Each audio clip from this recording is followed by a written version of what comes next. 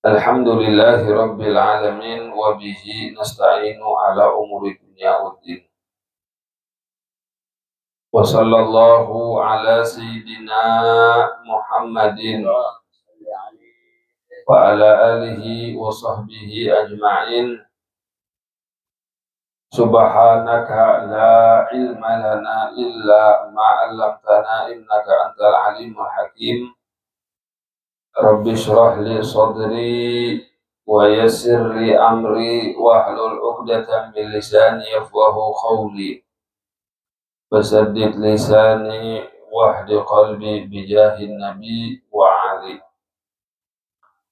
Qala al-musannifu rahimahullahu ta'ala wa nafa'ana bihi wa bi ulumihi fid dharaini amin.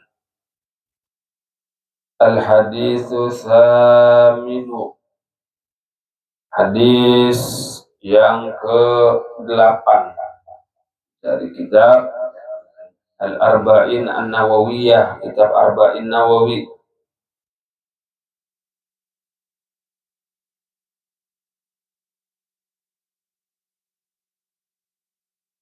An Ibni Umar radhiyallahu anhuma, dari sahabat Ibnu Umar, Abdullah bin Umar radhiyallahu anhuma, semoga Allah Ta'ala meridhoi mereka berdua. Ini Abdullah, sahabat Abdullah, dan ayahnya Sayyidina Umar bin Khattab. Anna Rasulullah sallallahu alaihi wasallam qala, bahwasanya Rasulullah sallallahu alaihi wasallam bersabda,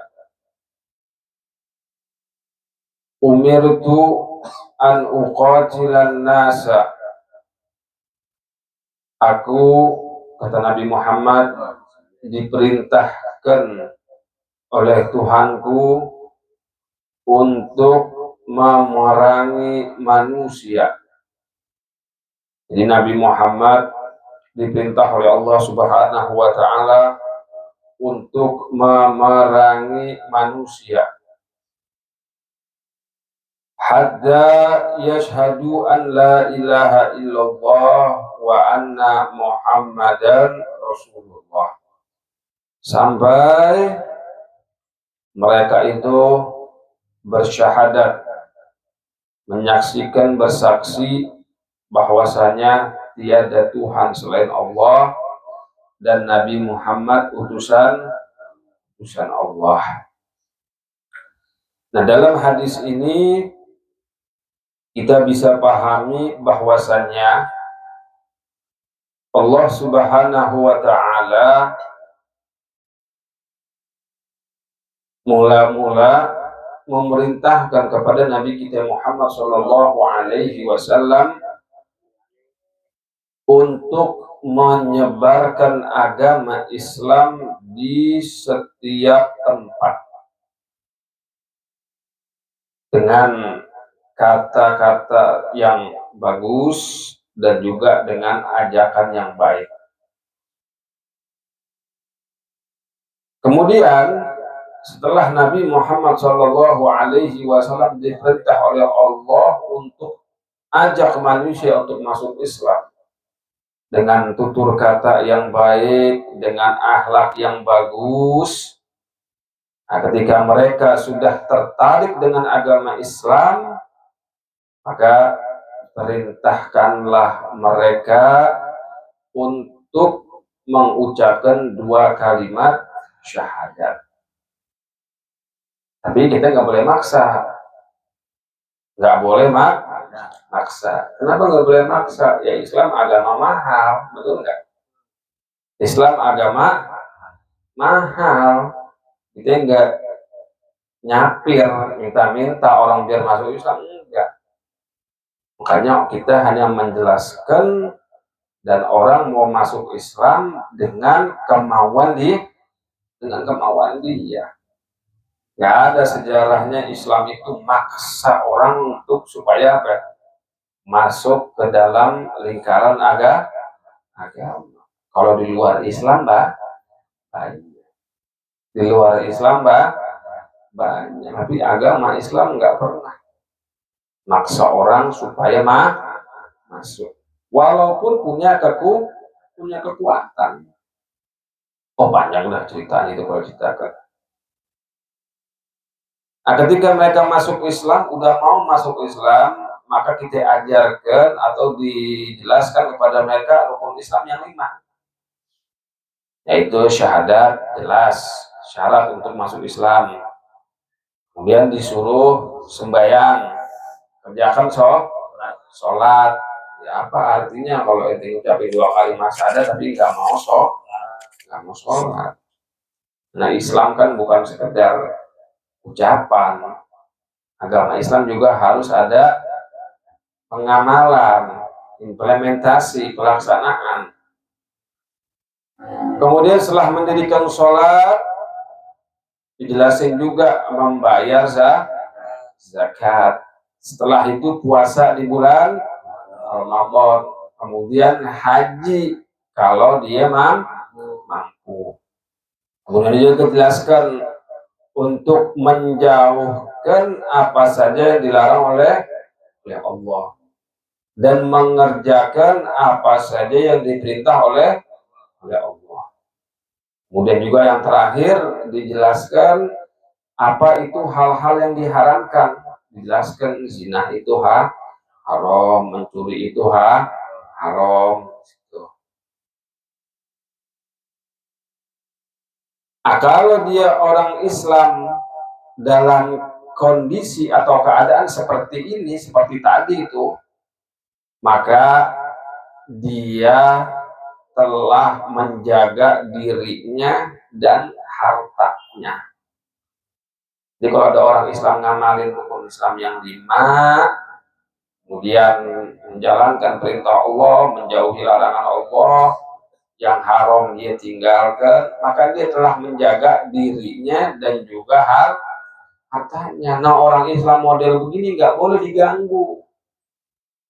Orang Islam model begini nggak boleh diganggu. Kenapa? Karena dia terhormat di mata Allah Subhanahu wa Ta'ala. Nggak boleh diganggu, dizolimin, diintimidasi. Nah itu nggak boleh orang Islam yang seperti ini. Terus ada pertanyaan, Dim, kalau misalnya dia pura-pura gimana? Tawahharo bil Islam, pura-pura masuk Islam, cuma nyari selamat, bukan nyari keamanan aja, pura-pura. Hatinya kafir, tapi lisannya Islam, atau yang kita sebut sekarang orang-orang munafik, atau bahasa fikihnya zindik. Orang-orang munafik atau orang zindik, hatinya kafir tapi mulutnya Islam. Bagaimana kalau ada orang kayak gini? Nah, maka Islam mengajarkan ya dia tetap kita menghukumi secara zahir. Nanti urusan batinnya kita serahkan kepada Allah Subhanahu wa Ta'ala. Kalau dia benar mengucapkan 2 kalimat syahadat, ya maka dihukumi Islam, walaupun hatinya kafir. Jadi urusan batin itu kita serahkan kepada Allah Subhanahu wa Ta'ala. Kemudian setelah ini semuanya, Islam sudah, umat muslim sudah mengamalkan syariat Islam, maka masyarakat juga sudah menjadi masyarakat yang muslim, taat kepada aturan Islam, taat kepada prinsip-prinsip Islam di satu kampung atau di satu negeri. Nah setelah ini semua berjalan, tiba-tiba datang suatu masa, misalnya umat Islam dilarang untuk menebarkan ajaran agama, atau dilarang untuk mendirikan sholat, dilarang untuk membayar zakat. Nah, maka di sini barulah umirtu an uqatilan nasa, Di sini nih baru kita wajib memerangi mereka sampai mereka itu kembali kepada agama yang benar, yaitu agama Islam. Di situ.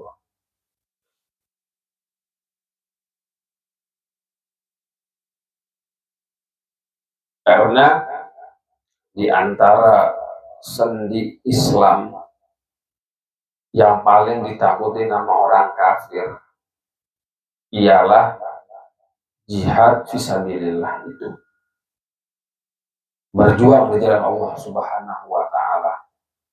Jadi orang kafir itu paling takut sama konsep Islam tuh yang mewajibkan jihad. Tahu kan jihad?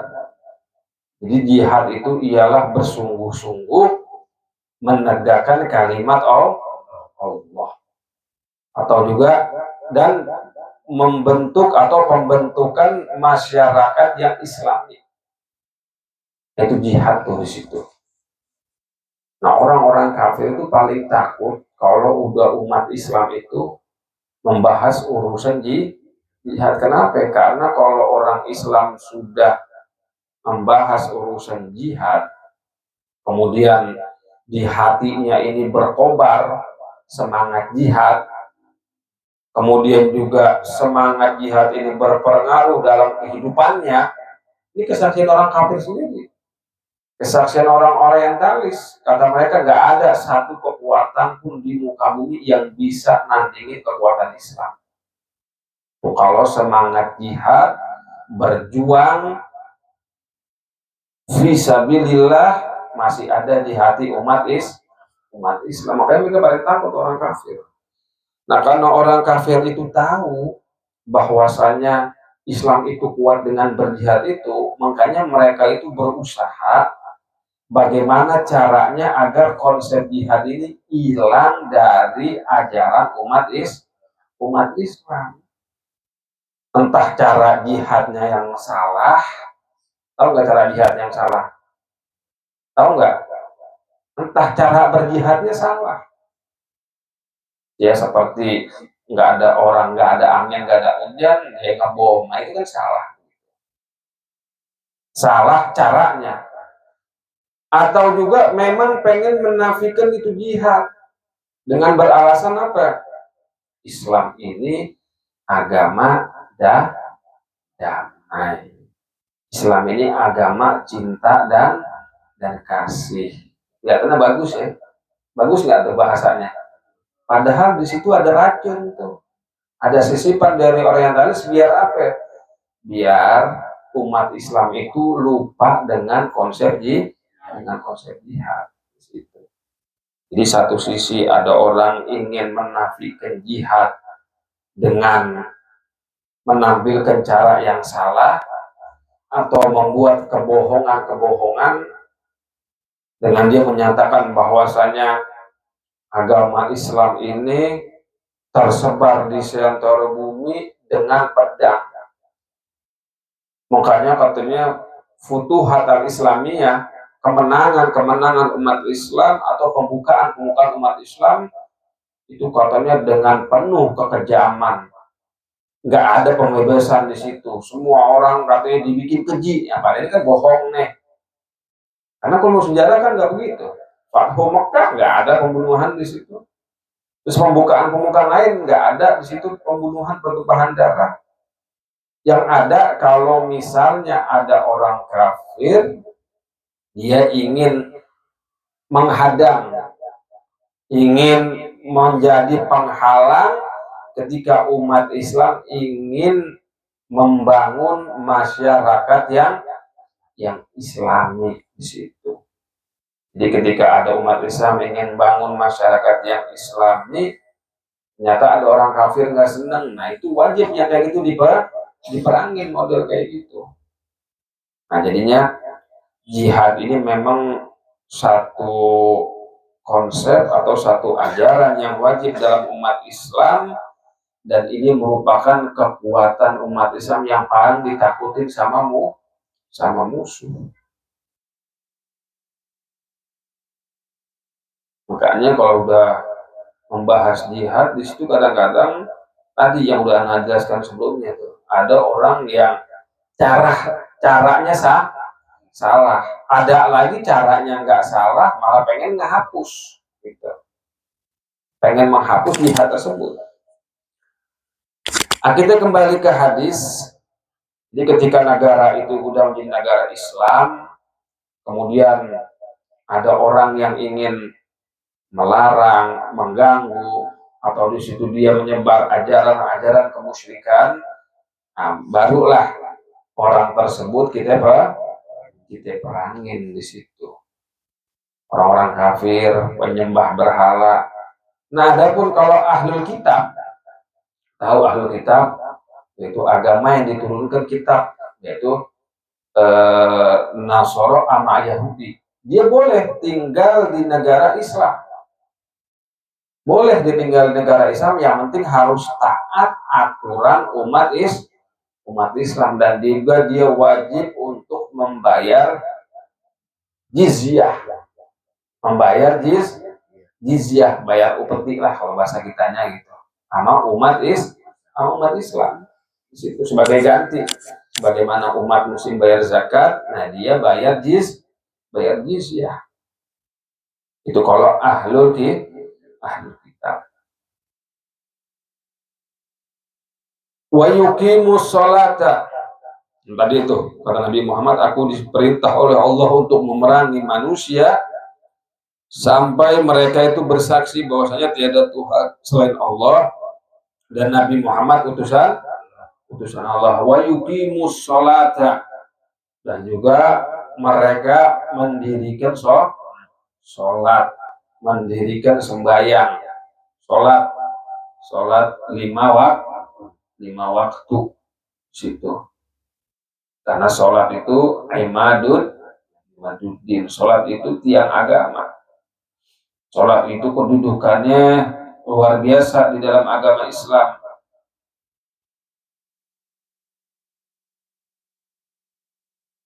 Dan juga manfaatnya luar biasa, fadilahnya banyak juga. Fadilah tentang sholat. Wa yutuz zakata, dan sampai mereka membayar zakat. Jadinya syahadat, sholat, kemudian membayar zakat. Fa idza fa'alu dzalika asamu minni dima'ahum wa amwalahum. Nah, kalau mereka sudah mengerjakan tadi, maka mereka itu telah terjaga darah dan hartanya. Nggak boleh orang Islam itu kalau yang taat nggak boleh diganggu gugat, nggak boleh terhormat orang Islam itu. Bagaimanapun mukanya, apapun pekerjaannya, bagaimanapun warna kulitnya, kalau dia Islam yang taat, nah dia itu mulia, terhormat di mata Allah Subhanahu wa ta'ala. Makanya kalau dalam ilmu tasawuf nih, lebih dalam lagi, kalau ilmu tasawuf kan nggak boleh kita merendahkan umat Islam.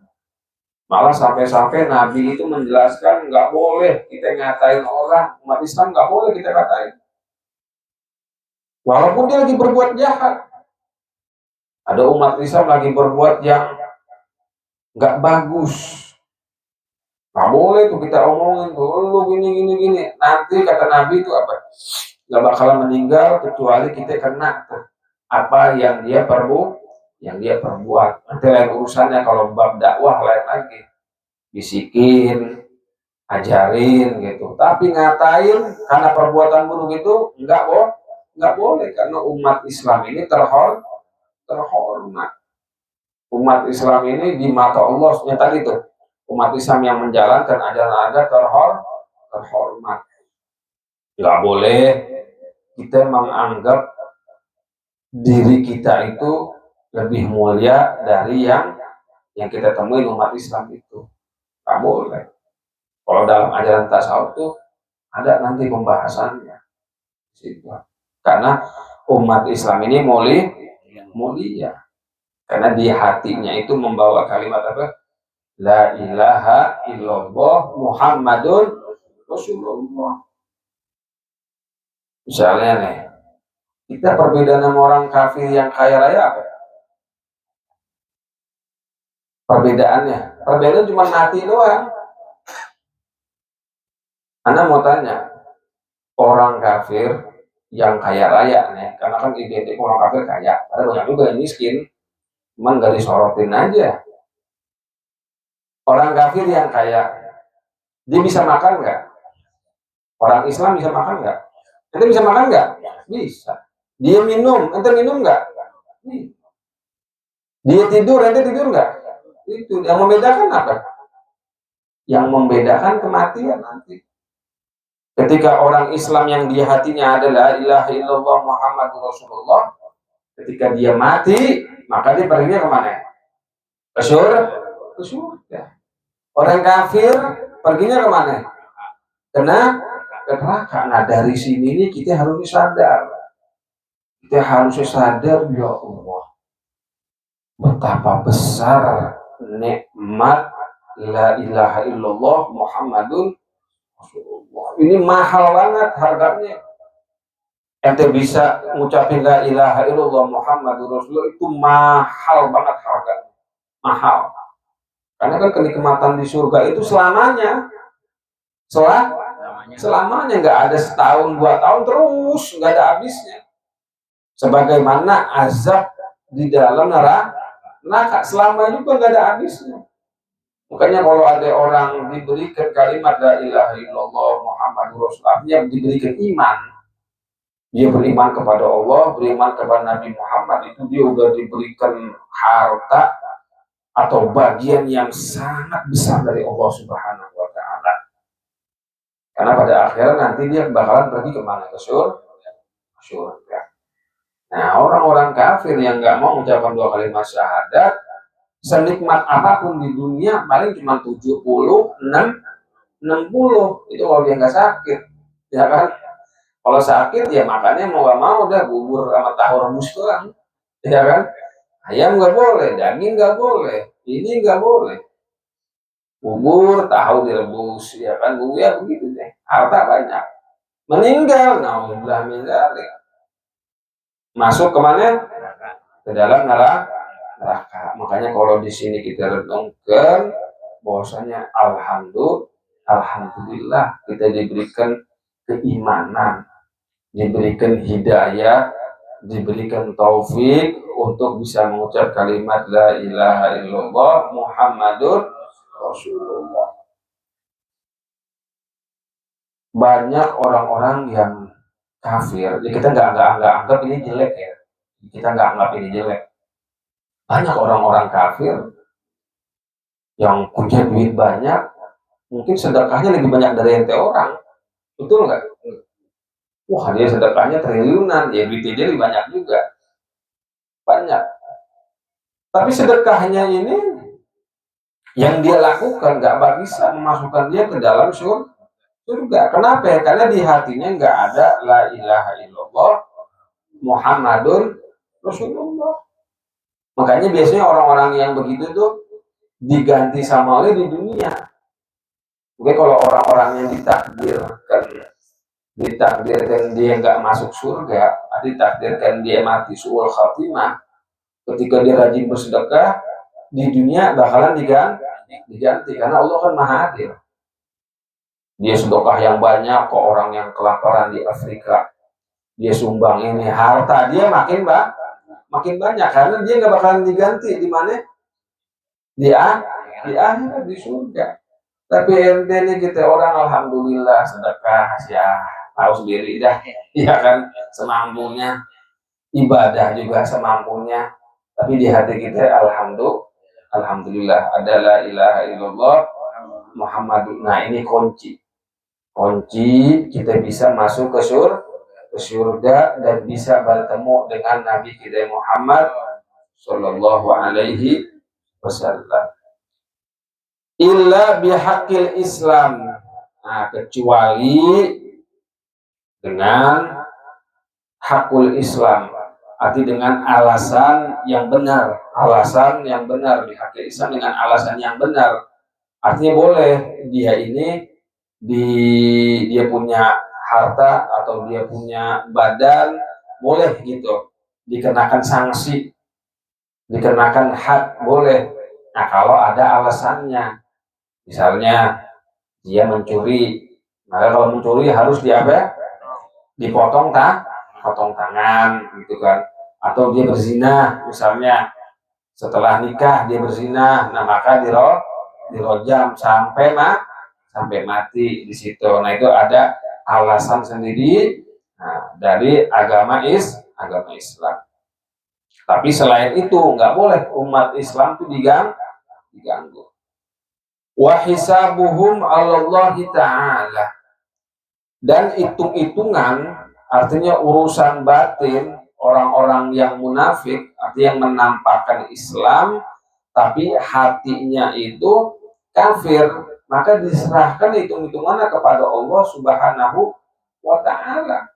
Jadi kita nahkum bil dhahir, udah kita hukumi. Kalau ada orang masuk Islam, ya kita hukumi Islam. Ada orang datang kepada ente nih, misalnya saya mau masuk Islam, ya ente hukumin apa? Islam. Walaupun misalnya kita tahu dibisikin sama teman kita, dia pura-pura masuk Islam biar bisa makan kebuli doang, misalnya begitu. Atau biar bisa dapat undangan tahlil, kan orang Islam paling enak.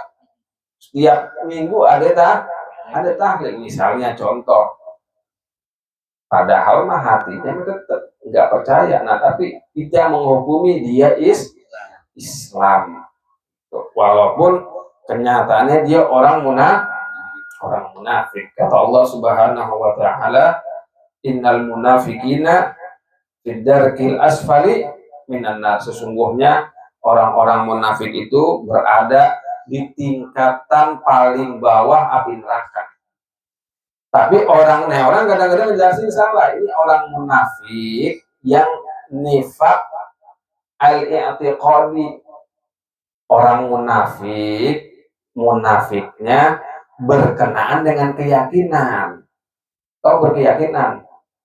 Jadi dia munafiknya dalam urusan keyakinan tadi itu, masuk Islam tapi hatinya kafir. Itu yang di bawah api neraka. Nah, adapun kalau yang hadis kan sering tuh ayatul munafik salah satu, ya kan, tanda orang munafik ada berapa? Ada 3. Idza haddatsa kadzaba, kalau dia berbicara, dia memberikan info, dia bohong. Nah, itu kan. Nah, kalau ini dia ini jatuhnya an-nifaq al-amali. Dia ini maksudnya munafik dari segi perbuatan, dia cuma dosa aja, dan dia nggak masuk kategori munafik yang tadi, tau nggak? Munafik yang berada di bawah apa? Di bawah api neraka. Kenapa di bawah api neraka? Karena sakitnya udah nggak ada yang bisa menolong dia, paling bawah tuh. Nah itu orang munafik yang tadhaharu bil Islam, pura-pura masuk Islam. Nah, adapun hadis yang tadi, tidak ada kasaba, terus lagi apa? Wa idza tumina khana, kalau dia dipercaya dia berkhianat. Nah, itu sifat-sifat itu tuh harus dihindarkan. Kenapa? Karena nanti dikhawatirkan nyerupain nih sifat seperti sifat-sifat orang munafik. Rawahul Bukhari wa Muslim, wallahu a'lam bisawab. Subhanakallahumma wa bihamdika asyhadu an la ilaha illa anta astaghfiruka wa atubu ilaik. Wa sallallahu ala sayyidina Muhammadin wa ala alihi wasallam. Walhamdulillahi rabbil alamin. Ya